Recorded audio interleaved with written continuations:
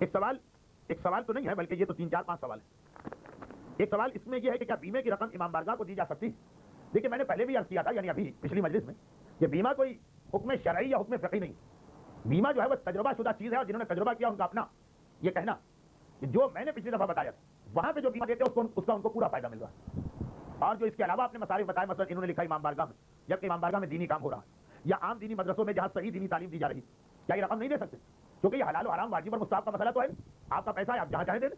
لیکن اگر اس فائدے کے لیے آپ دے رہی جو اس کے حوالے سے مشہور، تو پھر یہ ہے کہ نہ امام بارگاہ نہ بچوں کے عام دینی مدارس، یا تو وہی جو میں نے پچھلی دفعہ کہا، اور اگر اس آدمی تک پہنچنا ممکن نہ ہو تو کم از کم حوزہ علمیہ کے معیار کے مدرسے. حوزہ علمیہ سے مطلب قوم نجف نہیں، ہندوستان میں پاکستان میں اپنے اپنے شہروں. ایک تو مدرسے ہوتے ہیں جہاں بچوں کو تعلیم دی جاتی ہے، قرآن ہے، دینیات ہے، وہ اس میں نہیں آتے. یعنی حرام نہیں ہے، گناہ نہیں ہے، لیکن جو بیمے کا فائدہ وہ حاصل اسی وقت ہوا کہ یا تو اس آدمی کو دیا جائے، یا کم از کم جو پورے فل فلیج ہمارے دینی مدرسے ہیں جہاں مثلا شرع علومہ وغیرہ پڑھائی جاتی ہے. ویسے پیسہ آپ کا کہیں دیں تو حرج نہیں ہے، لیکن اس فائدے کے لیے دے رہی ہے. تو یہ ان لوگوں نے بتایا جنہوں نے بیمے سے فائدہ اٹھایا. ایک سوال ہے کہ امام ضامن کا مصرف بتائیے. امام ضامن جو یہ بھی شریعت کی طرف سے کوئی چیز نہیں، لوگ اپنی خوشی سے یہ رقم دیتے. تو اب جس معاشرے میں آدمی موجود وہاں پہ عام طور پہ جو اس کا مصرف ہے وہی مانا جائے. یعنی کوئی شرعی رقم تو نہیں ہے یہ خمس کی طرح سے، یہ تو لوگ اپنے دل سے خوشی سے دیتے ہیں کہ مسافر خیر و عافیت سے پہنچ جائے. تو بعض جگہوں پر امام ضامن کو صدقہ کر دیتے ہیں، بعض جگہوں پہ امام ضامن سے کوئی نیاز کی چیز خرید کر اس سے نیاز دلوا کے کسی سید کو کھلا دیتے. بہرحال یہ بنیادی طور پہ امام ضامن جس کے باندھا گیا اس کا پیسہ ہو گیا، وہ اس کو جس طرح سے جس دینی کام میں چاہے خرچ کرے. لیکن یہی دو مصرف ہیں، بلکہ سب سے بہتر یہ سمجھیے امام ضامن کا کہ کسی کو صدقہ کر دیا جائے. اور یہ والا وہ صدقہ ہے کہ جو سید کو بھی دیا جا سکتا، کیونکہ یہ 8ویں امام کے نام پر ہے، اور سید کے نام والا صدقہ تو بہرحال لے سکتا. اچھا، یہ تو 3 مسئلے ایسے تھے کہ جو فقہی کم تھے، ہمارے معاشرے میں رائج چیزوں کے حوالے سے زیادہ تھے. اب آئیے یہ آخری 3 مسئلے، اور تو کوئی مسئلہ نہیں آیا. یہ آخری 3 مسئلے. ایک مسئلہ یہ، اور یہ تینوں کا موضوع ایک ہی، یعنی غیر ممالک سے آنے والے گوشت اور کھانے پینے کی چیزوں کا مسئلہ. پہلا سوال یہ ہے کہ کیا کرافٹ چیز حلال ہے؟ کرافٹ کمپنی کی بنی ہوئی جو یہ پنیر یا چیز، بنیادی طور پر یہ مسئلہ کسی عالم یا مجھ جیسے طالب علم کو بتانے کا نہیں. مجتہد کا کام ہے مسئلہ بتانا، تحقیق خود مکلف کی ذمہ داری. اور مسئلہ یہ ہے کہ اگر اس کرافٹ کی چیز کوئی حرام چیز شامل ہے تو اس کا کھانا حرام. لیکن سنی سنائی باتیں نہیں، بلکہ باقاعدہ یا تو وہ کمپنی اعلان کرے کہ ہم اس میں فلاں حرام چیز ڈالتے ہیں، یا یہ کہ آپ کو خود تحقیق کرنے کے بعد یقین ہو جائے، یا ایک عادل یا قابل بھروسہ آدمی گواہی دے. لیکن جو کہ کرافٹ چیز کے بارے میں بہت تحقیقات ہو چکی، اس لیے فی الحال خلاصہ یہ ہے کہ کرافٹ کی چیز کا کھانا حلال ہے. اور اس حوالے سے جتنی باتیں معاشرے میں مشہور ہیں سب غلط ہیں.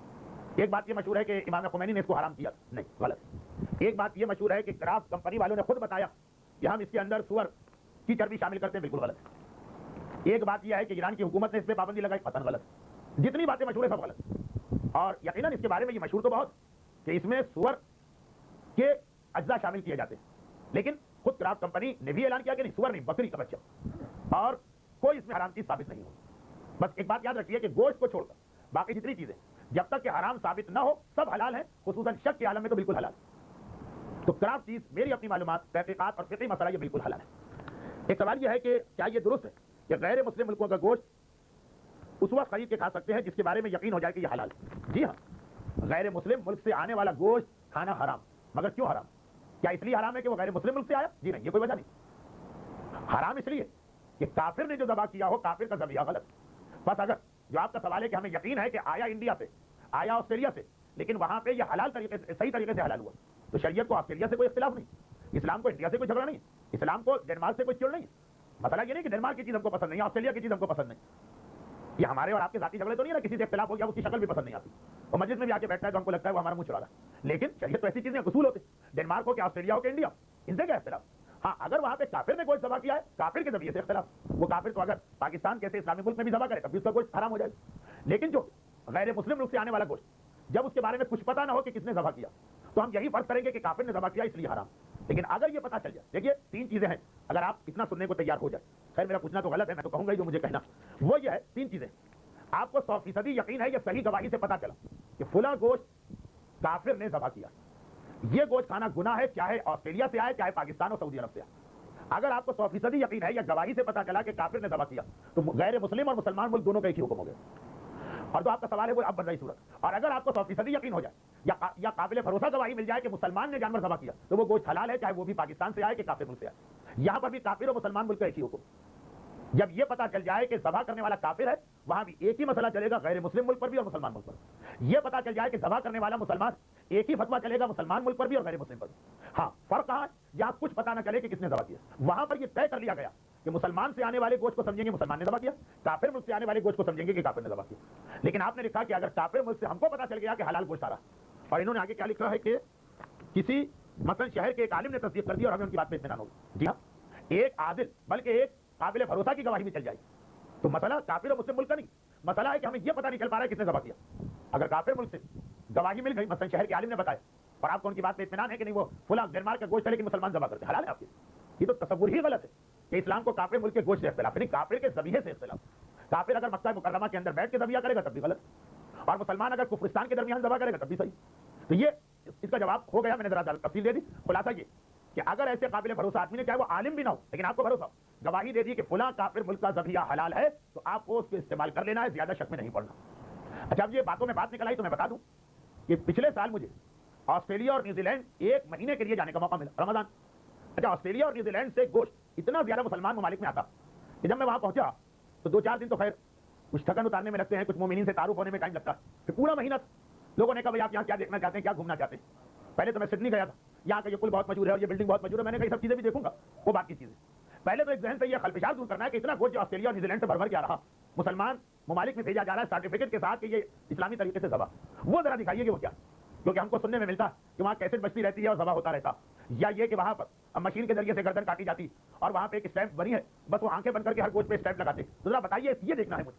تو جو میں نے دیکھا اور پھر جو میں نے مزید تحقیق نیوزی لینڈ کے بارے میں, تو یہ 100% یقینی بات کہ وہاں سے جو گوشت اسلامی ہونے کی گواہی کے ساتھ آتا وہ واقعاً اسلامی, اور اتنا زیادہ ہے کہ بعض مسلمان ملکوں میں بھی اتنا اسلامی نہیں ہوگا. یعنی وہاں کی گورنمنٹ چاہے اپنے بزنس کے ڈر سے صحیح اس معاملے میں اتنی اسٹرکٹ کہ جب تک کہ کسی کا مسلمان ہونا ثابت نہ ہو جائے وہ کسی جانور کے قریب پھٹک بھی نہیں سکتا, پوری وہ تحقیق ہوتی. اور اگر کبھی یہ اطلاع مل جائے کہ فلاں کمپنی وقت یا پیسہ بچانے کے لیے ایسا ہی کام چلا دیا تو نہ صرف یہ کہ وہ کمپنی بند کر دی جاتی بلکہ اس کے اوپر اتنا بھاری جرمانہ عائد کر دیا جاتا کہ اس کی پشتے گزر جائیں اس کو اتارنے. اب تک ایسا کوئی پکڑا نہیں گیا, اور ہر جگہ پر ایسے باریک بین اور بال کی کھال نکلنے والے مسلمانوں کی آنکھوں کے سامنے یہ ہوتا کہ وہاں تو کوئی گنجائش ہی نہیں ہے غلطی. پھر میں نیوزی لینڈ نہیں جا سکا کیونکہ حج کا زمانہ قریب آ رہا تھا, مجھے قافلہ بنا کے جانا تھا. لیکن وہاں سے جو ایرانی علماء سے رابطہ ہوا جن کے سامنے نیوزی لینڈ میں گوشت ذبح ہوتا, انہوں نے کہا کہ یہاں تو معاملہ الٹا ہو گیا کہ جو گوشت ہم اسلامی طریقے سے ذبح کر کے باہر بھجواتے, سعودی عرب میں آتا ہے, دبئی میں آتا ہے, تو پاکستان کے بھی بڑے ہوٹلوں میں آتا, اس گوشت کی ڈیمانڈ نیوزی لینڈ کی لوکل مارکیٹ میں ہو گئی, اور وہاں کے رہنے والے عیسائی بھی اب اپنا مشین والا گوشت چھوڑ رہے. وہ کہہ رہے ہیں اس گوشت میں جو مزہ اسلامی ذبیحے وہ مشین کے گوشت میں نہیں. وہ کہہ رہے ہیں کہ جو دونوں گوشت کھائے ہوئے اب بلکہ ان کا جملہ کہ 90% نیوزی لینڈ کے اندر اب اسلامی گوشت ہی چلتا کافروں کے پاس بھی اس مزے کی وجہ سے, خاص مزہ ہوتا. یہ میری ایک مجلس کا عنوان بن سکتا ہے اور بنے گا بھی کہ اسلام کے جو احکامات ہے اس کا فائدہ کیا. لیکن اب جیسے وہاں کے بارے میں گواہی دے رہا ہوں, اسی طرح گوشت ڈنمارک سے آتا, وہاں کے بارے میں بھی کوئی گواہی دے اور آپ کو بھروسہ ہو جائے, بھروسے کی بات ہوتی تو یہ بھی سمجھ سکتا ہے کہ آسٹریلیا سے ہو کے آئے, وہاں کی کسی گوشت کی کمپنی نے کچھ پیسے دے دیے ہوں گے کہ ہر جگہ جا کے ہمارے گوشت کا ایڈورٹائز کریں مثلا. تو جس کو اطمینان ہے اس کی بات ہو رہی, فقط یہ نہیں کہ ایک آدمی نے کہا تو بات مان, بھروسہ ہے, اطمینان ہے کہ ایسی الٹی سیدھی گواہی نہیں دیں گے, اور یہ ہے کہ باقی لوگوں کو آرام نہیں کھلائیں گے, تو اس پہ بالکل آپ عمل کریں. میری تو آپ کو دیکھی بات. اچھا خیر یہ باتیں بہت لمبی ہو گئی لیکن سارے مسئلے نہیں رہے. میں نے کوشش کی کہ کچھ اس میں واقعات آ جائیں, کچھ اس میں تاریخ آ جائے, کچھ اس میں اپنے سفر نامے کو شامل کر دوں تاکہ ذرا آپ کی دلچسپی بھی رہے اور یہ ہنستے کھیلتے یہ سارے مسائل پورے ہو جائیں. آخری مسئلہ دیکھ لوں, ہاں یہ آخری ہی مسئلہ ہے, وہ یہ ہے کہ ایک ہوٹل مسلمان کا اور گوشت وہ حلال استعمال کرتا ہے. اب انہوں نے آگے لکھا مثلا کھلا ملک کا حلال. ہم مثال پہ کیوں جائیں, مسئلے کو ہم مسئلہ رہنے دیں کہ مسلمان کا ہوٹل ہے اور وہ حلال گوشت استعمال کر رہا. سوال یہ ہے کہ لیکن جو چیزیں پکا رہا یعنی جو باورچی خانے میں کام کر رہا اس کے بارے میں شک ہے کہ وہ غیر مسلم ہے, تو کیا اس ہوٹل کی چیز کھا سکتے؟ پہلی بات تو یہ کہ اگر ہوٹل کا مالک مسلمان ہے اور گوشت بھی حلال تو اس کے باورچی خانے میں کون کام کر رہا ہے اس سے ہمیں کوئی تعلق نہیں. ہمیں اس کے بارے میں کچھ پوچھنا ہے اور تحقیق کرنا ہے, وہ ہم کھا سکتے ہیں. کیوں؟ زیادہ سے زیادہ خرابی ہے کہ نجس چیز ہمارے سامنے آئے گی, حرام چیز نہیں. حرام الگ لفظ ہے, نجس الگ لفظ. ہاں اگر گوشت ہی حرام ہے وہ حرام, سور آیا وہ حرام, شراب آئی وہ حرام. لیکن اگر حلال چیز کو نان مسلم کا ہاتھ لگ گیا تو وہ چیز نجس کہلاتی. اگرچہ نجس چیز کا کھانا بھی حرام ہے لیکن کہنا میں یہ چاہ رہا تھا کہ حلال و حرام میں اسلام بہت سخت ہے. نجاست و طہارت کے اندر اسلام بہت نرم, اور اس ایک نرمی یہ کہ آپ کو اگر پتہ بھی چل سکتا ہو کہ باورچی خانے میں کون کام کر رہا تو آپ کے لیے معلوم کرنا کوئی ضروری نہیں. مسلمان اگر ہے تو کافی, یعنی ہوٹل کا مالک. نمبر 2, چلے آپ نے معلوم کر لیا یا ویسے ہی آپ کو پتا چل گیا کہ وہ کافر, لیکن کافر اگر کوئی چیز پکا رہا تو وہی بات اسلام کو جو کافر سے کوئی چڑ نہیں, اس کا گیلا ہاتھ اگر لگے گا تو یہ چیز نجس. لیکن اگر گیلا ہاتھ نہیں لگا اور اس نے وہ چیز پکائی تو کافر کے ہاتھ کی پکی ہوئی چیز گناہ نہیں. مجھے نہیں پتا کہ یہاں کیا مسئلہ ہے, لیکن دنیا کے کئی علاقوں میں نے یہ غلط فہمی بھی دیکھی کہ لوگ یہ سمجھ رہے ہیں کہ کافر کے ہاتھ کی پکی ہوئی چیز کھانا حرام ہے. نہیں, کافر کے ہاتھ کی پکی ہوئی چیز حرام نہیں. کافر کے ہاتھ سے اگر کوئی چیز نجس ہو جائے تو حرام, لیکن اگر کافر اس طرح پکائے کہ نجس نہ ہونے دے تو کوئی بات نہیں, کھا لیجیے. تو نجاست کی وجہ سے مسئلہ ہوتا ہے، کافر کی وجہ سے نہیں۔ اب مثلا اگر کافر دستانے پہن کے کوئی چیز پکا رہا، ٹھیک ہے پاک ہے، یا کافر بغیر دستانے کے پکا رہا، لیکن ایسی چیز ہے کہ اس کا گیلا ہاتھ چیز کو نہیں لگ رہا۔ عموماً چیزیں پکاتے وقت خود چیز کو گیلا ہاتھ لگنا کم ہوتا ہے، برتنوں کو گیلا ہاتھ لگتا ہے۔ ایک پتیلی اس نے دھوئی، وہ تو پانی سے دھلی ہوگی، تو اگر وہ بعد میں اس پتیلی کو باہر سے پکڑ بھی لے تو پتیلی کا اندر کا حصہ تو پاک، وہاں تو اس نے ہاتھ نہیں لگایا۔ پھر اس کے اندر اس نے چیزیں ڈالی، وہ ساری چیزیں سوکھی ڈالی ہوں گی، ہو سکتا ہے دھو کے ڈالی، ہمیں تو نہیں پتا نا، سوکھی بھی ڈالی جا سکتی۔ پھر اس نے مثلا پانی ڈالا ہوگا جگ بگ سے، اس کو جگ کا ہاتھ، اس کا ہاتھ جگ کو لگا، پانی کو تو نہیں لگا۔ پھر اس نے چمچے یا کپڑی سے اس کو ہلایا ہوگا، اس کا ہاتھ چمچے کو لگا لیکن اس چیز کو تو نہیں لگا۔ یا چائے بنانے کا طریقہ، اس نے پیالی دھوئی، لیکن پیالی دھوتے وقت اگر اس نے پیالی میں ہاتھ ڈال کے اس کو صاف نہیں کیا تو آخر میں جب اس نے نل کے نیچے پور پانی میں اس کو ایک مرتبہ صاف کیا، اس کا ہاتھ کو اندر نہیں لگا، باہر سے اس نے پیالی کو کنڈے سے پکڑا ہے، اندر سے پیالی پاک۔ پھر اس نے اس کے اندر چائے کا پانی ڈالا، پانی کو تو ہاتھ نہیں لگ رہا ہے، اس کا ہاتھ مثلا تھرماس کو لگ رہا ہے۔ پھر اس نے ٹی بیگ ڈالا، کہیں پر بھی چائے گیلی چائے میں اس کا ہاتھ نہیں لگ رہا۔ اور خواتین تو بہتر جانتی ہیں کہ یہ تو نہیں ہے نا کہ ہر چیز پکائے تو ہاتھ ضرور لگے۔ تھوڑا عورتیں جو ہوتی ہیں وہ اس قسم کی گندگی پھیلاتی رہتی ہیں، لیکن اب تو خیر خواتین بھی نہیں بتا سکتی، اب سے عورتوں نے کھانا پکانا چھوڑ دیا اور فائدہ اٹھاتے کہ جی وہ مولانا نے کہا تھا کہ عورتوں کے لیے کھانا پکانا واجب نہیں، اور جی مولانا ذیشان صاحب کے مسائل میں ہم نے سنا، تو خیر وہ ایک الگ بحث ہے۔ لیکن یہ تصور کرنا کہ اگر کافر نے اپنے ہاتھ سے پکایا ہے کھانا تو ضرور گیلا ہاتھ لگا ہو، یہ غلط ہے۔ ہاں 50-50 چانس ہے، لیکن نجاست و طہارت میں جہاں 50-50 چانس ہو اس کو پاس سمجھ لو، چاہے کافر ہی کے ہاتھ کی پکی ہوئی چیز کیوں نہ۔ ہاں گوشت کے بارے میں آپ نے سن لیا کہ جو گوشت کافر ملک سے آئے اس کو نجس ماننا ہے، چاہے وہاں 50-50 چانس، گوشت کو چھوڑ کے باقی چیزوں میں۔ تو اول تو آپ کے سوال میں اگر ہوٹل کا مالک مسلمان ہے، اندر کون کام کر رہا ہے، اس سے ہمیں کیا تعلق؟ مسلمانوں کا ہوگا مسلمان۔ اگر پتا چل گیا کہ کافر ہے تب بھی کیا پتا اس نے گیلا ہاتھ لگایا کہ نہیں لگایا، اتفاقاً لگ بھی سکتا، یہ بھی ہو سکتا کہ نہ لگے۔ جہاں دونوں چیزیں برابر سے ہوں اس کو انگلش میں کہتے ہیں بینیفٹ آف ڈاؤٹ، اور اس کو شریعت میں کہتے ہیں اصالت الطہارہ، کہ وہاں پہ آپ شک کا فائدہ اٹھا سکتے ہیں۔ اور نجاست و طہارت میں بہت زیادہ پیچھے نہیں پڑنا ہے، لیکن ہوتا یہ کہ جن چیزوں میں واقعاً ہمیں پیچھے پڑ جانا اس میں ہم پیچھے نہیں پڑتے، اور جن چیزوں میں ہمیں اتنی گہرائی میں اترنے کا اللہ بھی حکم نہیں دیتا اس کے اندر جو ہے ہم دنیا بھر کی دقت و باریک بینی لے کے آ جاتے ہیں۔ کھانے پینے میں ہاتھ لگنے سے جو نجیس ہو اس میں زیادہ تحقیق کی ضرورت نہیں۔ ایک مرتبہ توضیح المسائل میں نجاسات کے احکام کا چیپٹر دیکھ لیجیے، اس میں کتنی باتیں واضح طور پہ لکھی گئی، یہاں تک لکھا گیا کہ چلے خیر آپ کو پتا چل گیا، آپ کے سامنے کوئی مسلمان نجیس کھانا کھا رہا ہے، آپ کو بتانا واجب نہیں، سوائے اس کے کہ آپ خود اسے کھلا رہے ہو تو بتانا واجب۔ لیکن اگر وہ خود خرید کے کھا رہا ہے یا آپ دونوں کو کسی تیسرے نے دعوت دی اور آپ کو پتا ہے کہ وہ کھانا ہندوؤں کے یہاں سے آیا، خود نہ کھائیں، دوسرے کو بتانا واجب نہیں۔ اور اسی قسم کی اور بہت سی مثالیں، مگر یہ سب گڑبڑ کیوں ہوتی؟ گانے کے بارے میں کوئی چیز دقت میں نہیں پڑتا ہے کہ گانے جو حرام ہے اس سے کیسے اپنے آپ کو بچائیں۔ حجاب کے بارے میں کوئی چیز دقت میں نہیں پڑتی ہے خاتون۔ ابو ظہبی میں تو حجاب پہنا جاتا، لیکن کراچی ایئرپورٹ سے لے کے میں آپ کے گھر تک کی بات کر رہا ہوں، یہ آپ نے دیکھا ہوگا نا کہ جب جہاز اترتا ہے کراچی ایئرپورٹ پہ حجاب کتنے جلدی غائب ہونے لگتے ہیں۔ یہاں پہ جو 100% حجاب میں نظر آتی ہیں کراچی میں جا کے دیکھیں، پہلے تو خالی ایران ایئر کے بارے میں مشہور تھا کہ جب وہ جہاز اڑتا ہے تو سب کے حجاب ان کے پرس سے نکل آتے ہیں، اور جب وہ واپس تہران سے یہاں آتا ہے سب کے حجاب غائب ہو جاتے ہیں۔ لیکن اب تو پاکستانی عورتیں بھی ماشاءاللہ کم نہیں، اس میں کوئی دقت تو باریک بینی میں نہیں جاتا۔ واجبات وضو اور واجبات غسل جس میں اسلام واقعاً دقت کا قائل ہے۔ دیکھیے وضو اور غسل کا مسئلہ ہے کہ اگر آپ کو ایک مسئلہ نہیں پتا اس لیے آپ نے 10 سال غلطی کی تب بھی معافی نہیں، یا مسئلہ پتا تھا آپ بھول گئی تھی اور بھولے سے غلطی ہو گئی، وضو اور غسل میں معافی نہیں، یعنی معافی نہیں کا مطلب ہے گناہ تو معاف ہو جائے گا، عبادت دوبارہ کرنا، مگر نجاست طہارت میں ایسا نہیں۔ آپ کو معلوم نہیں تھا کہ آپ کا کپڑا نجیس ہے، آپ نے نماز پڑھ لی، بعد نماز دیکھا آپ کی نماز صحیح، بلکہ آپ نماز شروع کرنے جا رہی اور آپ کو پتا چلنے والا ہے کہ آپ کا کپڑا پاک ہے کہ نجیس۔ مثلا آپ نے دیکھا کہ کوئی بولنے والا ہے آپ کے کپڑے کے بارے میں، آپ نے اسے کہا 2 منٹ بیٹھو نماز پڑھو پھر بولنا، روک دیا اسے، اور بعد نماز اس نے کہا کہ یہ پیچھے سے آپ کے لباس پہ کوئی نجاست لگی، وہ بھی نماز صحیح۔ ایک مرتبہ آپ کو لگا کہ میرے لباس پہ کوئی نجاست ہے، آستین میری نگاہ پڑ جائے گی، آپ نے جلدی سے لائٹ آف کر دی، رات کے وقت تاکہ اندھیرا ہو جائے، نماز پڑھ لی، پھر لائٹ تھوڑی دیکھا واقعا نجاست، نماز صحیح۔ اور یہ سارے مسئلے توضیح میں لکھے اس لیے میں اتنے اطمینان سے پڑھ رہا ہوں، یعنی کہنے کا مقصد یہ کہ نجاست و طہارت میں اسلام میں اہمیت بہت، مگر اتنی دقت باریک بھی نہیں۔ ہاں وضو اور غسل میں اتنی ہی باریک بھی نہیں، ہاں نماز کے مسائل کے اندر، حج کے مسائل کے اندر، خمس کے مسائل کے اندر اتنی ہی باریک بھی نہیں کہ اگر آپ کے پاس پرفیوم کی ایک شیشی اور آپ نے استعمال کیا تھوڑی سی پرفیوم رہ گئی، آپ نے نئی شیشی نکالی، پرانی شیشی اٹھا کے کوڑے میں پھینک دے تو آپ کی ذمہ داری ختم۔ وہ وہی ڈریسنگ ٹیبل کے کونے پہ پڑی، 1 سال کے بعد جتنا بچا ہوا پرفیوم ہے اس کا خمس آپ کو دینا، اس میں کوئی باریک بینی نہیں ہوتی۔ کیوں؟ اس لیے نہیں کہ مومن یا مومنہ کی نیت خرابی نہیں، وہی جو ہمارا موضوع پچھلی مجلس میں تھا کہ ساری خرابی یہ کہ ہم لوگ اول تو اعمال کی طرف نہیں آتے، اور اگر اعمال کی طرف آ جائے تو ہم بغیر علم کے عمل کرنا چاہتے ہیں، اور بغیر علم کے عمل کرنے والا ہمیشہ ٹھوکر کھا کے گرتا۔ بلکہ یہاں تو ہم نے ایک عجیب بات بہت سے لوگوں سے سنی، قربان جائیے ایسے مومن اور مومنہ کی عقل کی۔ ہوتا کیا کہ اگر کہیں مسئلے بتائے جا رہے ہیں تو دیکھیے ایک گروہ تو وہ ہے جو مسئلوں کو مانتا ہی نہیں، جیسے کہ میں نے تقلید کے مسئلے بتائے، کچھ لوگ بہت برے ہو کہا تقلید کے مسئلے سے ہمارا کیا تعلق ہوگا، مسئلہ انہوں نے کہا اچھا ہوگا، لیکن تقلید کا مسئلہ اس کے لیے ہے نا جو کوئی عمل کرے، نہ ہم نے کبھی نماز پڑھی، نہ پڑھیں گے، نہ روزہ رکھا ہے، نہ رکھیں گے، نہ حج کیا ہے، نہ کریں گے، نہ خمس نکالا ہے، نہ نکالیں گے، نہ وضو کیا ہے، نہ کریں گے، نہ غسل کیا ہے، نہ کریں گے، تو ہم تقلید کس لیے کریں؟ ہاں وہ بات تو بالکل صحیح، تقلید کا مقصد تو ہوتا ہے عمل کرو تو مجتہد سے پوچھ، جس کو عمل ہی نہیں کرنا اس کے لیے تو تقلید بالکل بیکار۔ ایک تو وہ گروہ اس کی بات میں نہیں کرتا، ایک ایسے لوگ آپ کو ملیں جن کو پتا ہے کہ مسائل کی اہمیت مگر سنتے نہیں۔ کیوں نہیں سنتے؟ وہ عجیب ایک فکر ہے، میں نے کہا نا قربان جائیے عقل مندی، کیا کہتے ہیں کہ اگر سن لیا تو عمل کرنا پڑے، پھر تو پھنس جاؤ، سنو تو پھنسو، اس لیے بہتر ہے سنو۔ قیامت کے دن کندھے ہلا کے کہہ دیں گے خدا ہمیں تو پتہ ہی نہیں کہ مسئلہ کیا۔ ایک ایسی فکر بھی ہمارے یہاں جن کو پتا ہے کہ مسائل کی اہمیت، لیکن خدا معلوم شیطان نے ان کے کس کان میں آ کے پھونک دیا. ویسے زیادہ تر شیطان الٹے کان میں ہی حرکتیں کرتا کہ جی دیکھو عمل اگر نہیں سنا نا تو قیامت کے دن خدا معاف کر دے. وہ خدا کہے گا کہ مثلا تم نے وضو میں غلط مسا کیوں کی، بہت ہی معصوم شکل بنا کے کہنا ہمیں پتہ ہی نہیں کہ اس سے مسا غلط ہوتا. خدا کہے گا اس کا خمس کیوں نہیں نکالا، بہت ہی بھولے بن جانا جیسے کچھ پتہ ہی نہیں دنیا میں کیا ہو رہا ہے. اے خدا ہمیں پتہ ہی نہیں کہ اس کا بھی خمس ہوتا تو بچ جاؤ. اور اگر کہیں سے مسئلہ سن لیا تو پھر تو تمہیں جواب دینا پڑے گا. یہ کتنی خلاف عقل بات، یہ کتنی خلاف اسلام بات، یہ کتنی خلاف فطرت بات کہ انسان کسی چیز کو اس لیے نہ سنے کہ وہ یہ سمجھے کہ سننے کے بعد ذمہ داری بڑھ جاتی ہے. ایک عجیب بات یہ بتائی گئی کہ دنیا میں صحت مند لوگ زیادہ جلدی مرتے ہیں اور جن کو ایسی بیماریاں ہیں کہ پہلے مر جانا چاہیے وہ زیادہ لمبے عرصے تک جیتے ہیں. بہت عجیب بات ہے. مثلا ڈائبٹک کی بیماری، مثلا ہارٹ کا پرابلم، مثلا جگر کی خرابی، یہ بیماریاں وہ ہیں کہ جو موذی انسان کو مارنے والی. لیکن امریکہ کے اندر، پاکستان انڈیا کی بات نہیں کرتا، اعداد و شمار سے پتا چلا کہ جن کو یہ بیماریاں نہیں ہیں وہ لوگ جلدی مرتے، جن کو یہ بیماریاں ہیں وہ دیر میں مرتے. اور وہ سسک کر اور ایریا رگڑ کے نہیں. حیرت ہوئی آخر اس کی وجہ کیا؟ اس کی وجہ یہ کہ جسے کوئی بیماری نہیں وہ بالکل صحت مند، وہ اپنے آپ کو صحت مند سمجھ رہا ہے، کوئی بیماری نہیں، چنانچہ وہ کسی چیز میں احتیاط ہی نہیں کرتا. وہ صحت مند، وہ کیوں احتیاط کرے؟ اسے کسی پاگل کتے نے تو نہیں کاٹا کہ وہ احتیاط کرے گا. وہ اب شکر بھی کھائے گا، وہ روغن بھی کھائے گا، وہ مٹھائی بھی کھائے گا، وہ پیسٹری بھی کھائے گا، وہ آئس کریم بھی کھائے گا، کیونکہ اسے کوئی تکلیف ہی نہیں ہوئی.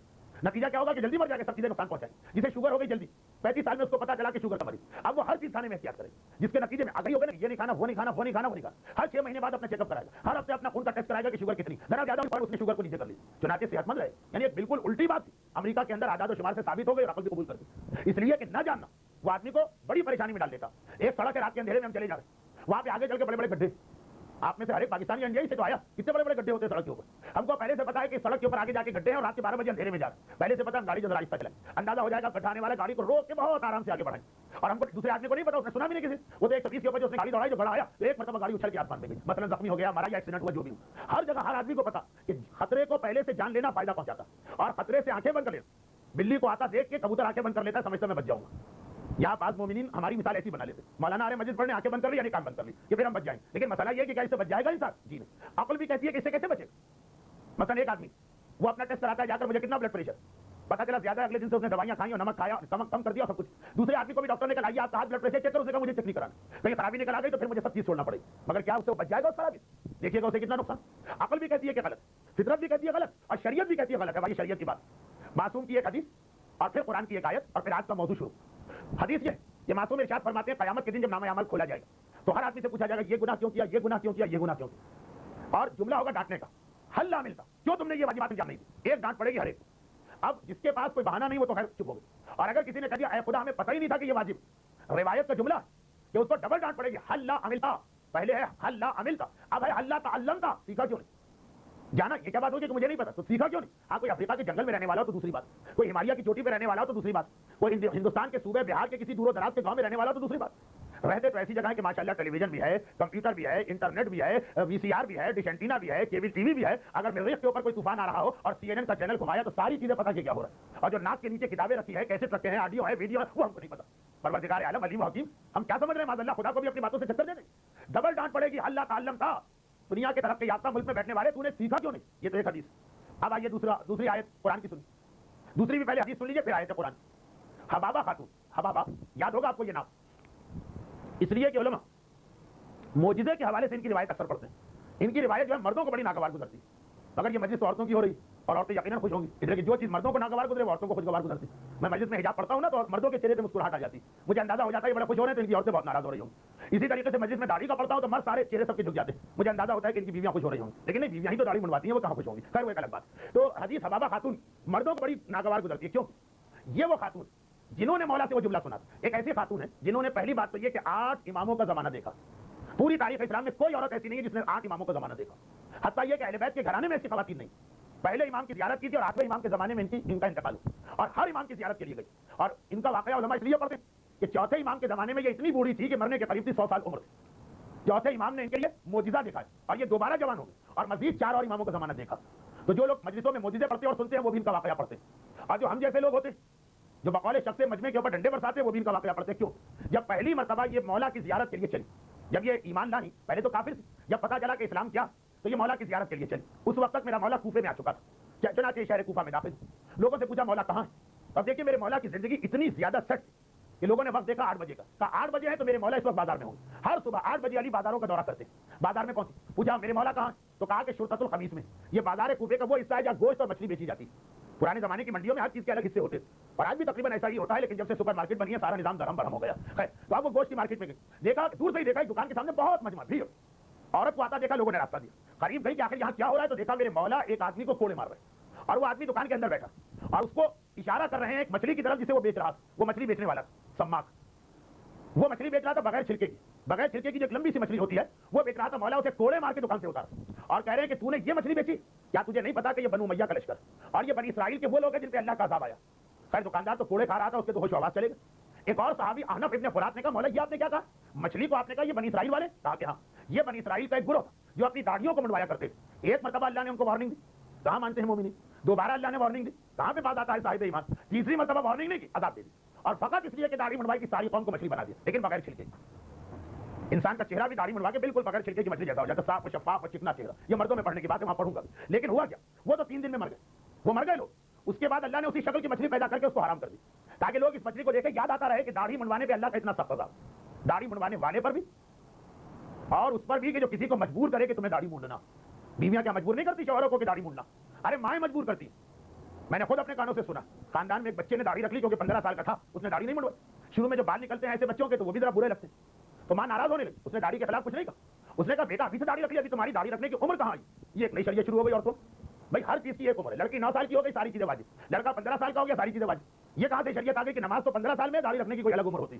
جیسے حج کے بارے میں کہ نوجوان چلنے لگا حج پہ، ماں کو حیرت، بیٹا ابھی تمہاری عمر کہاں ہے کہ حج پہ جا رہے ہیں، حج کی کیا عمر ہوتی ہے، جب قبر میں پاؤں لٹکا کے بیٹھ گیا. یہ کون سی شریعت کہ جس میں ایک واجب کی عمر کچھ اور ہے، دوسرے واجب کی عمر کچھ اور.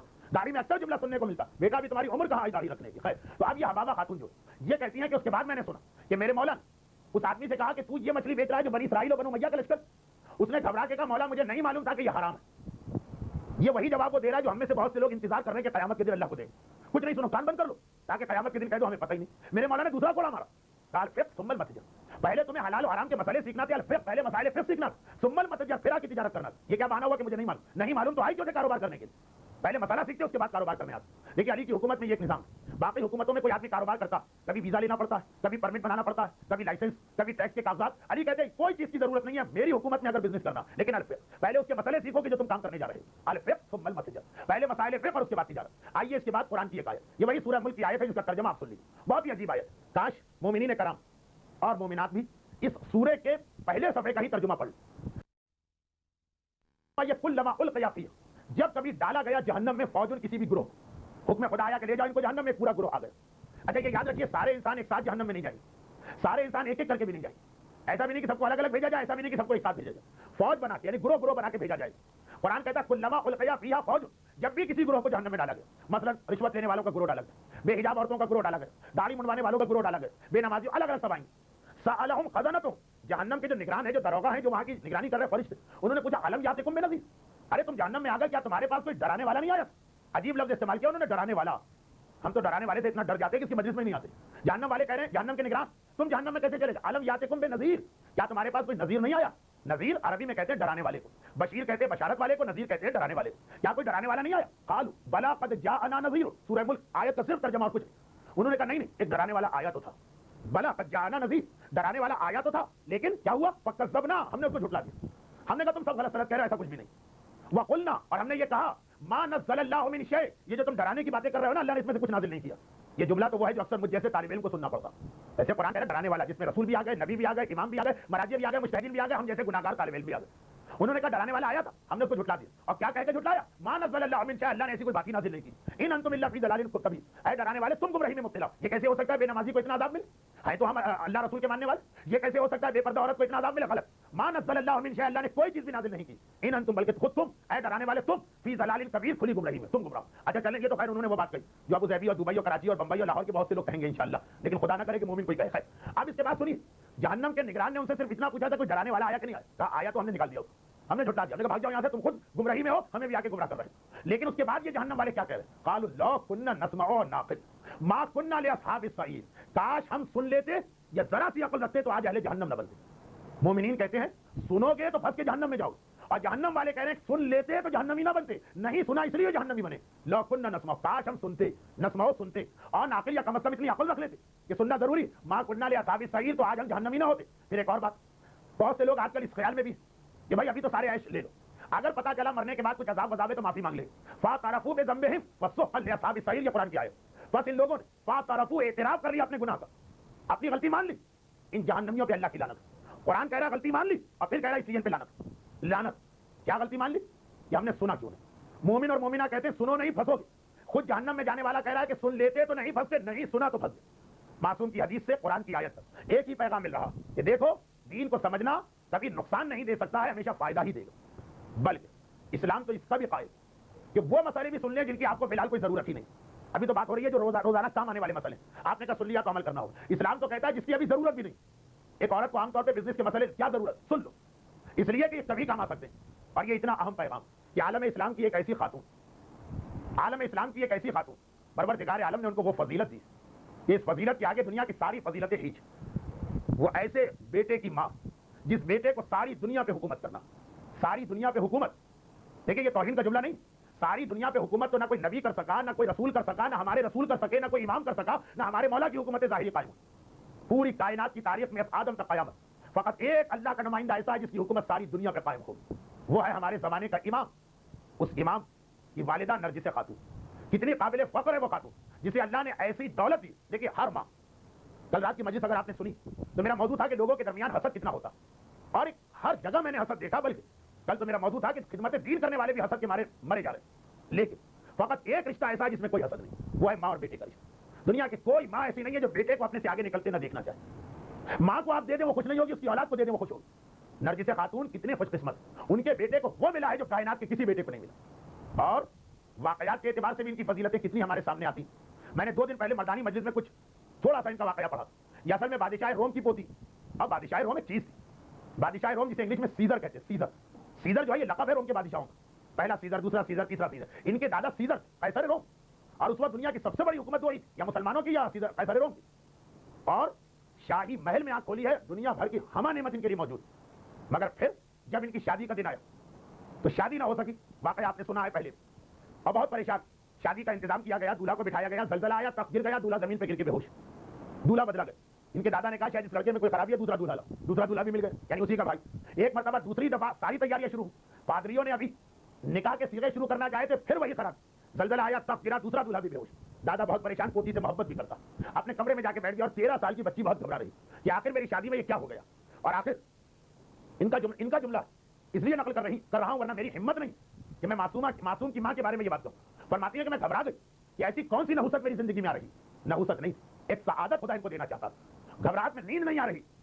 ایک مرتبہ آنکھ لگی, دیکھا کہ ایک طرف حضرت عیسیٰ, ایک طرف رسول اللہ. رسول اللہ اکیلے نہیں آئے, مولا سے لے کے حسن عسکری تک 11 اماموں کو لے کے آئے. اور رسول اللہ حضرت عیسیٰ کے پاس خود جاتے ہیں, چلے اے نبی اللہ, میں اپنے ایک بیٹے کا نکاح آپ کے نائب شمون کی ایک بیٹی سے کرنا چاہتا ہوں. شمون حضرت عیسیٰ کے ایک نائب تھے جن کی اولاد میں یہ تھی. حضرت عیسیٰ نے پوچھا کہ اے سردار انبیاء کون سا بیٹا. پیغمبر نے امام حسن عسکری کو آگے کیا, یہ ہے میرا بیٹا. جناب عیسیٰ نے کہا یہ تو میری خوش قسمتی کہ میرا رشتہ آپ کے گھرانے سے ہو جائے. اور وہیں پہ محفل نکاح منعقد ہوئی کہ ان کی طرف سے نرجس خاتون کی طرف سے عیسیٰ نکاح پڑھ رہے, حسن عسکری کی طرف سے رسول اللہ نکاح پڑھ رہے. نکاح بھی ہو گیا. اگلی رات کو پورا دن پریشان رہی کہ میں نے کیا دیکھا. اگلی رات کو خواب میں جناب مریم اور جناب زہرا آتی, اور جناب مریم پہلے تو ان کو کلمہ پڑھاتی اور پھر کہتی ہیں کہ یہ تیری ساس ہے. یہ جناب فاطمہ کی خدمت میں جاتی اور شکوہ کرتی ہے کہ میری شادی ہو گئی, میرا شوہر میرے پاس کیوں نہیں آ رہا. کہا فقط اس لیے کہ اب تک تو نے کلمہ نہیں پڑھا اور اب تیری ملاقات تیرے شوہر سے ہو. اور پھر خواب میں 11ویں امام آئے اور ہر رات کو آتے رہے, یہاں تک کہ ایک رات کو آ کے کہا کہ اب خدا وہ انتظام کر رہا ہے کہ تو اس شہر سے میرے گھر میں آ جائے. کل تیرا دادا اسلامی لشکر کے خلاف فوج بھیجے, تم بھی لباس بدل کر مردانے لباس میں اس لشکر کے ساتھ چلنا. راستے میں کچھ مسلمان تمہیں گرفتار کریں, کنیز بنا کے بیچا جائے گا, گھبرانا نہیں. یہ تھوڑی دیر کی مصیبت برداشت کرنا کیونکہ یہ ذریعہ ہے تمہیں ہم تک پہنچانے کا. کبھی مصیبتیں اس لیے بھی آتی ہیں کہ اللہ اس سے بڑھ کے کوئی سعادت دلوانے والا, ہم اور آپ نہیں سمجھ پاتے ہیں, جلدی سے گھبرا جاتے ہیں کہ کیا ہو گیا. اگلے دن واقعات ایسے ہی پیش آئے کہ یہ نکلی لشکر اسلام کا مقابلہ کرنے نہیں, لشکر اسلام کی طرف, اور راستے میں جو مسلمانوں کے جاسوس تھے, میدان جنگ میں جاسوس گھومتے, وہ ان کو گرفتار کر کے لے گئے اور لے جا کے ان کو کنیز بنا کے بیچا اور پیسے حاصل. اور پھر جس نے خریدا وہ ان کو بغداد لے کے آ گیا, کیونکہ اس وقت بغداد دنیا کا سب سے بڑا شہر تھا, وہاں پہ زیادہ مہنگی چیزیں بکتی تھی. اور ادھر دوسری جانب 10ویں امام پہلے ہی اپنے صحابی کو بلا کے کہہ چکے کہ کل تجھ سے ایک ایسا کام لیا جائے گا کہ تیری نسلیں فخر کریں گی کہ ہم نے یہ خدمت انجام دی. صبح صبح بغداد کے گھاٹ پہ پہنچ جانا اور فلاں لباس میں کنیز نظر آئے گی پورے حجاب کے ساتھ, ان کا چہرہ کوئی نہیں دیکھ سکا, اور میرا خط لے جا کے دینا اور یہ پیسے اس کے مالک کو دینا اور ان کو لے کے آ جانا. جناب نرجس خاتون اس طریقے سے لائی گئی, 10ویں امام کے گھر میں پہنچائی. 10ویں امام کے گھر میں بھی جب پہنچی تو 10ویں امام نے ان سے ایک جملہ کہا. اب تک اس واقعے میں آپ نے سن لیا کہ نرجس خاتون کا نکاح خواب میں ہوا تو, لیکن ان سے پوچھا نہیں گیا کہ تم راضی ہو کہ راضی نہیں. پروردگار کے علم میں سب کچھ ہے, ساری چیزیں پہلے سے طے شدہ, مگر شریعت. 10ویں امام نے ایک مرتبہ کہا کہ بیٹی تم کلمہ پڑھ چکی, اس لیے تمہیں کفر سے نکال کے اسلام میں لایا گیا, لیکن ابھی تک کوئی پابندی نہیں, تمہاری مرضی, چاہے تو تم اپنے اسی شوہر کے ساتھ رہو کہ جس سے خواب میں نکاح ہوا, اور چاہے تو تم آزاد جہاں دل چاہے چلی جاؤ. اور یہ کہنا ضروری تھا, اس لیے ضروری تھا کہ نرگس خاتون شاہی محل سے آئیں, اور محل بھی اتنا بڑا محل کہ دنیا کی تاریخ میں سیزر جیسا محل شاید کسی کا نہ ہو, اور لا کے رکھی گئی ہے 10ویں امام کے اس گھر میں جو قید خانہ. 10ویں امام کو متوکل نے سامرا کے قید خانے میں رکھا. اس کے جہنم واصل ہونے کے بعد ایک کمرے کا مکان تھا, اور اس کمرے کے نیچے تہ خانے میں ایک چھوٹی سی کوٹری نرگس خاتون کے لیے بنائی گئی تاکہ ظالم حکمرانوں کو پتہ نہ چلے کہ امام کی ولادت ہونے والی. شاہی محل میں رہ کر دنیا کی ہر نعمت حاصل کرنے والی اسے اب اپنی ساری زندگی مکان میں بھی نہیں, زمین کے نیچے تہ خانے کی ایک چھوٹی سی کوٹری میں رہنا. کتنا بڑا امتحان, کتنا بڑا امتحان. ہم میں سے جو لوگ واقعاً جھگی میں رہ چکے ہیں اور حالات اچھے ہوئے, اللہ نے ان کے دل پھیرے اور وہ مکان میں آ گئے, پھر اگر ذرا سی پریشانی ان پر آ جائے تو اس طرح سے گھبرا کے فریاد کرتے جیسے اللہ نے آج تک ان پر کوئی احسان ہی نہیں کیا. اور جو واقعاً پیدا ہوئی, پلی بڑی, آنکھ کھولی, ہوش سنبھالا, ہر نعمت اس کو ملی, اس سے کہا گیا تجھے باقی ساری زندگی ایک کوٹری میں بیٹھ کے گزارنا. تو پہلے پوچھا گیا جیسا تم کہو, آزاد ہو, جانا چاہو تو پوری اسلامی دنیا میں جہاں کہو گے تمہیں بھجوا دیا جائے, اور رہنا چاہو تو اس کوٹری میں رہنا. لیکن اگر یہ قبول کر لیا تو خدا تمہیں ایک ایسی نعمت دے گا کہ اولین و آخرین میں آج تک کسی عورت کو یہ نعمت نہیں ملی. جناب نرگس خاتون نے کہا مولا فرمائیے وہ کیا, کہ اگر تم اس زندگی پہ راضی رہے تو خدا تمہیں ایک ایسا بیٹا عطا کرے گا جو ساری دنیا کی تاریخ میں پہلی مرتبہ پوری دنیا کا حکمران بنے گا, اور جو اس کو مانے گا وہی نجات پائے گا, جو اس کا انکار کرے گا وہ جاہلیت کی موت مرے گا. نرگس خاتون کہتی ہیں کہ آقا دنیا کی ساری نعمتوں کو میں ٹھکراتی ہوں, یہ ختم ہونے والی, مجھے اپنی ایسی اولاد چاہیے, یہ نعمت چاہیے, اور اس کے لیے میں ہر زحمت برداشت کرنے کو تیار ہوں. چنانچہ ایک مرتبہ پھر, وہ تو خواب کا نکاح تھا نا, ایک مرتبہ پھر نکاح پڑھا گیا, اور نکاح کے بعد مکان کس کمرے میں نکاح ہوا, اس کے نیچے تہ خانے میں ایک چھوٹی سی کوٹری. آپ میں سے جو سامرا ہو کے آئی ہے تو دیکھ کے آئی, اور خدا ہر مومن اور مومنہ کو ساری زیارتیں نصیب کرے, جا کے ذرا دیکھیے. اب تو پھر بھی اسے بہت شاندار بنا دیا گیا. صاحبان ایمان کے خلوص, اس وقت یہ کتنی تنگ و تاریک کوٹری, 3 بستر سے زیادہ یہاں بچھائے نہیں جا سکتے, اور شاہی محل جیسے لق و دق جگہ رہنے والی ساری زندگی یہاں گزاری, اور اس سے باہر کبھی نہیں ہے. نہ صرف یہ کہ باہر نہیں ہے, کیونکہ 12ویں امام کی والدہ کو چھپانا تھا. حکمران اس فکر میں تھے کہ ان کی والدہ کہیں سے ملے تو ان کو شہید کر دیں, جب ماں ہی مر جائے گی تو بیٹا کہاں سے پیدا ہوگا, یہ فکر. نہ صرف یہ کہ ساری زندگی وہاں سے باہر نہیں نکلی, بلکہ وہاں بھی ایک 10ویں امام تشریف لے جاتے تھے, ایک 11ویں امام 2, ایک 11ویں امام کی پھوپھی جناب حکیمہ خاتون 3, ایک غلام جس کا نام تھا سافور, اور ایک کنیز جس کا نام تھا نسیم. صرف 5 آدمی. دادا کے محل میں جس کی چپلیں اٹھانے کو ہر وقت 5 کنیزیں حاضر رہتی, اس کی اب ساری زندگی 5 سے زیادہ وہ کسی کو دیکھ بھی نہیں سکتی, مگر راضی. تو اللہ نے ان کا کتنا بڑا درجہ کیا, کتنا بڑا درجہ کیا. مگر ایک عجیب بات, جو اتنی صاحب فضیلت خاتون, جن کا نکاح عیسیٰ اور رسول اللہ نے پڑھایا, جن کو کلمہ اسلام مریم و فاطمہ زہرا نے پڑھوایا, جن کو اس انداز سے پروردگار وہاں سے یہاں لے کے آیا, جن کو امام زمانہ جیسا بیٹا خدا عطا کر رہا, جن کے اتنے درجے بلند ہیں, مگر ایک جملہ, جب 10ویں امام نے ان سے کہا کہ تم کیا اختیار کرتی, اور انہوں نے امام زمانہ کی ماں بننا اختیار کیا, تو فوراً نکاح نہیں ہوا, بلکہ 10ویں امام کنیز کو بھیج کے کہا کہ برابر کے مکان سے میری بہن کو بلا کے لاؤ. 10ویں امام کی بہن حکیمہ خاتون آئی, کہا کہ بھیا کیا بات. تو ایک مرتبہ 10ویں امام کہتے بہن تمہیں یاد ہوگا تم اکثر مجھ سے پوچھتی تھی کہ میں اپنے بیٹے حسن عسکری کی شادی کب کروں گا, اور میں نے کہا تھا میری بہو آ رہی, وہ میری بہو آ چکی, اور اس کی ساری تفصیل میں تمہیں بتا چکا ہوں, یہ ہے میری بہو. حکیمہ خاتون تڑپ کے آگے بڑھتی, نرگس خاتون کو اپنے کلیجے سے لگاتی ہیں, پیشانی کا بوسہ لیتی, اور کہتی ہیں کہ بھیا تو پھر یہ نکاح کب ہوگا, ابھی نہیں ہوگا, تم انہیں اپنے ساتھ لے کے جاؤ, وعلمھا الفقہ, اور انہیں لے جا کر فقہ و حلال و حرام کی تعلیم دے دو.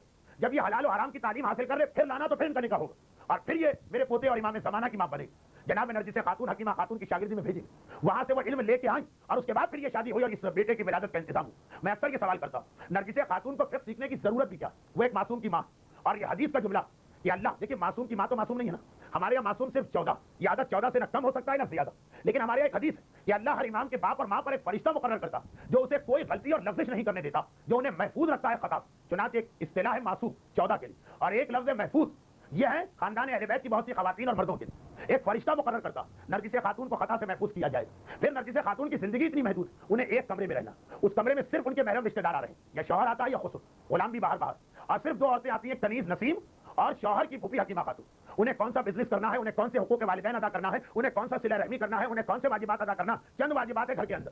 اس کے باوجود میرے 10ویں امام نے کہا پہلے ان کو علم حلال و حرام حاصل کرنا, اور اس کے بعد پھر وہ یہاں پہ آئیں. ایک پیغام جو کوئی غلطی نہیں کر سکتی, جس کو کسی مسئلے کی ضرورت پیش نہیں آ سکتی, اس تک کے لیے تو 10واں امام اتنا اہتمام کرے. اور ہم اور ہماری خواتین جن کے قدم ہر وقت لڑکھڑا سکتے, جن کا شریعت سے ناواقف رہنا شیطان کو گناہ کا موقع دلوا سکتا, جو معصوم بھی نہیں, کیا آپ میں سے کوئی ہے جس کا دعویٰ ہو کہ وہ معصوم, جو محفوظ عن الخطا بھی نہیں, اور وہ اتنے لاپرواہ ہو جائے, وہ اتنے غافل ہو جائے. امام اپنی بہو کو پہلے تعلیم دلواتے پھر اپنے گھر میں بلاتے ہیں, جن بہو کو ضرورت نہیں, اور امام کے جن غلاموں کو یعنی ہم لوگ, اور جن کنیزوں کو یعنی آپ خواتین, ہر وقت ان مسائل کی ضرورت, وہ اتنے بے خبر ہو جائے, وہ اتنے جاہل ہو جائے, وہ اتنے ناواقف ہو جائے. اور اسی کا نتیجہ یہ کہ بار بار ہم کو ٹھوکریں کھانا پڑتی, بار بار ہم غلط فہمیوں میں مبتلا ہو جاتے ہیں, ہمیں پتہ ہی نہیں چلتا کس موقع پہ حلال کیا ہے, کس موقع پہ حرام کیا. اس لیے کہ ہم تو بس اسی بات میں مگن ہے کہ ہم نے 14 امام کے نام لیے تو سب کچھ ختم ہو گیا, اب ہماری کوئی ذمہ داری نہیں, اب تو ذمہ داری شروع ہو رہی ہے. یہ ہمارا طریقہ ہے, یہ ہمارا طریقہ, یہ ہمارا دستور.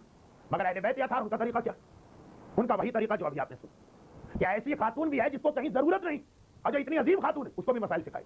جب گھر کا وہ ماحول ہے جو معصومین کے گھر میں تھا کہ مرد ہو کہ عورت ہو کہ بوڑھا ہو کہ بچہ ہو کہ ضرورت ہو جسے مسائل کی کہ جسے ضرورت نہ ہو سب کو پہلے یہ سکھایا جاتا ہے. اسی لیے تو میرے مولا نے کہا دنیا میں آدمی تین یا عالم ہے یا طالب علم ہے یا کوڑا کرکٹ. ہمارا شیعہ یا عالم ہے یا طالب علم, بس یا علم لے کے دے رہا ہے یا علم حاصل کر رہا ہے. اس کے علاوہ جو ہے وہ ہمارا شیعہ نہیں.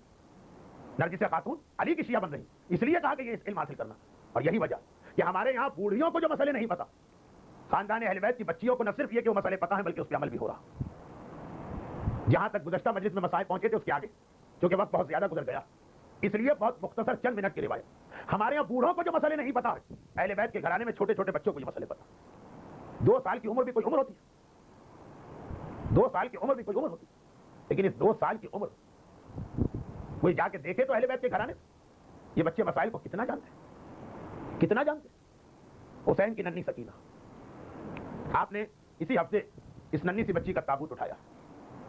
حسین کی ننھی سکینہ جسے بابا کی شہادت سے پہلے پتا چل گیا تھا کہ میں یتیم ہونے جا رہی ہوں, اور جسے یہ بھی پتا تھا کہ یتیمی کسے کہتے ہیں, مگر دادی نے حکم دیا, پوتی نے حکم مان لیا. پھر بھی کس طرح مانا ہو.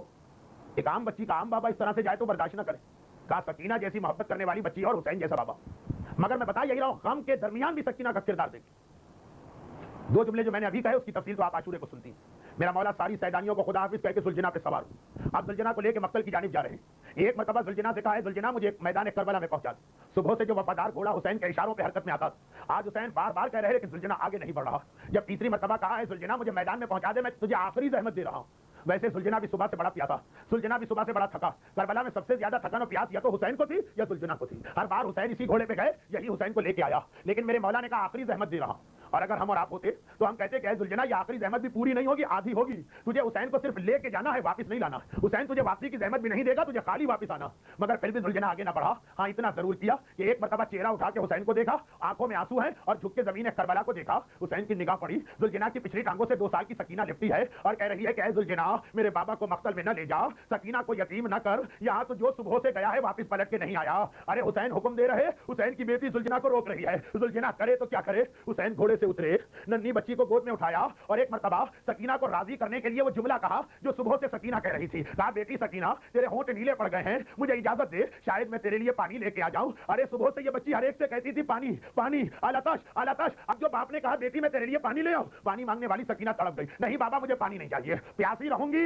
پانی کی بات نہیں کروں گی. اس لیے کہ یہی کہہ کر میرا چچا عباس گیا تھا, نہ تو مجھے پانی نصیب ہوا نہ میرا چچا واپس آیا. آئے میرا مولا حسین کیسے سکینہ کو راضی کرے. سکینہ کو راضی کرنا اس لشکر سے مقابلہ کرنے سے بڑا امتحان. اور ادھر ننھی بچی کل شب عاشور ہے نا, ساری رات جاگی تھی. آج صبح سے اپنے گھر کے ہر شہید کا ماتم کر رہی تھی. اب باپ کی آغوش ملی, آنکھ لگ گئی. ننھی سکینہ کی آنکھ لگ گئی. ایک مرتبہ سوئی اور پھر آنکھیں کھولی. کہا بابا ذرا جلدی مجھے گودی سے اتار کے زمین کربلا پہ کھڑا تو کر دے. حسین نے گودی سے اتارا. سکینہ نے کہا اچھا جائیے بابا, خدا حافظ خدا حافظ, میرا آخری سلام دیجیے. ارے حسین بھی حیران ہو گئے. سکینہ بیٹی ابھی مجھے روک رہی تھی اور ابھی مجھے آخری سلام کر رہی ہے. کہا بابا جیسے ہی میری آنکھ لگی میں نے دیکھا خواب میں میری دادی فاطمہ زہرا آئی ہیں اور کہہ رہی ہیں سکینہ بیٹی میرے حسین کا راستہ نہ روک. جس مقصد کے لیے میں نے چٹیاں پیس پیس کے اپنے لال کو پالا تھا اس کا وقت قریب آ گیا ہے. سکینہ بیٹی میرے حسین کو جانے دے. دادی فاطمہ کا حکم آ گیا, جائیے بابا خدا حافظ. لیکن رخصت تو کر دیا. یاد ہر وقت ہے دل میں, اور ایسی یاد ہے کہ حمید ابن مسلم کہتا ہے کہ جب آخری خیمہ جلا اور تھوڑی دیر کے بعد سیدانیاں باہر آئی تو میں نے دیکھا کہ سب سے آخر میں ایک ننھی سی بچی آ رہی ہے کہ جس کے کرتے نے آگ پکڑ لی ہے, مگر ایسا لگ رہا ہے اسے آگ کا کوئی خیال نہیں ہے, کیونکہ اس حالت میں بھی بار بار سینے پہ ہاتھ مارتی جاتی ہے, ماتم کرتی جاتی ہے. کبھی کہتی ہے ہائے میرے بابا کہاں ہو, کبھی کہتی ہے ہائے میرے چچا عباس کہاں ہو. میں گھبرا گیا, میری بھی ایک چھوٹی سی بچی تھی, مجھے اپنی بچی یاد آ گئی. میں قریب آیا, ہاتھ بڑھا کے آگ بجھانا چاہیے, مگر اللہ رے پابندی شریعت ہمارے بوڑھے نہیں جانتے. حسین کے گھر کے بچوں کو دیکھیے, ایک مرتبہ کہاں تو ایسا ماتم کر رہی ہے کہ آگ کو بھی بھول گئی, اور کہاں جیسے ہی میں نے ہاتھ بڑھایا بچی جلال کے عالم میں 2 قدم پیچھے ہٹی اور مجھ سے کہا خبردار میرے جسم کو ہاتھ نہ لگانا, میں فاطمہ زہرا کی پوتی سکینہ ہوں, نہ محرم میرا جسم نہیں چھو سکتا. ارے شریعت کی بات آئی, حجاب کی بات آئی,